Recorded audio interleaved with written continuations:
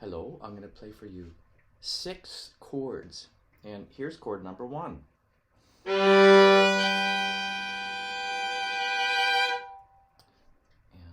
chord number 2.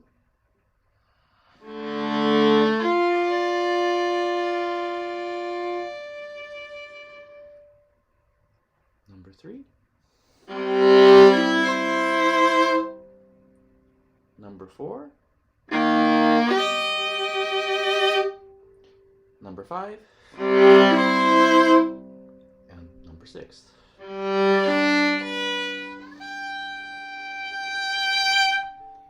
And there we have, as many of you know, the last chord of each of the 6 preludes in Bach's cello suites. And if you were to ask me, I don't know, 10, 15 years ago, to make a list of the top 10 or top 20 hardest moments in the cello suites, I probably would have placed 3 or 4 of those last chords on that list.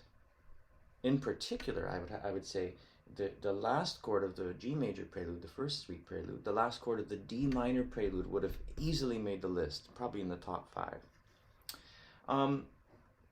When we perform music, we have to start at the beginning, and we have to go through the middle, and then we end at the end. That's the way it must be. That's the way we hope it will go. But the good news is just when you practice, you do not have to do that. You can start in the middle, you can start at the end. And my great error was not in realizing that when I practiced. I would approach that last chord without a plan, and that would haunt me and created that difficulty. So I had to figure out, well, where do I need to be for that last chord? And we'll take the D minor prelude for this example. And I had to figure out, well, where does that chord work? Where does this arm need to be? Here, for me.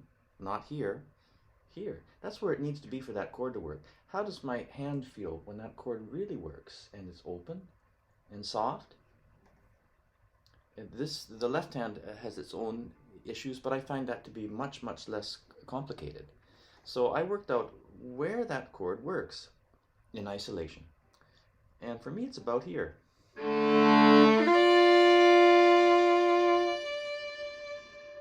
And when I arrange to be here, when I allow my muscles to move my skeleton, remembering that balloon in my armpit, that sort of feels like it expands, that chord usually goes quite well for me. And when I forget to do this, then it sometimes doesn't go so well.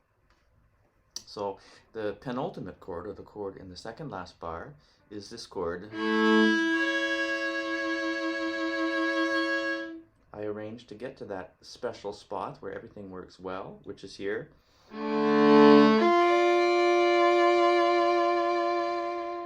And if somehow I miscalculate, I don't find my special spot here,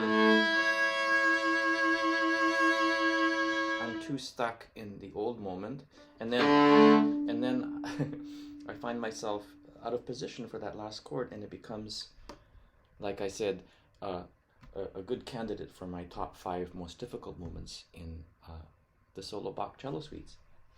So just to recap, you can get the last chord figured out in isolation.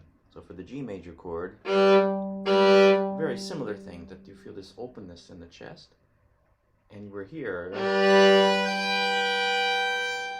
and then here we are,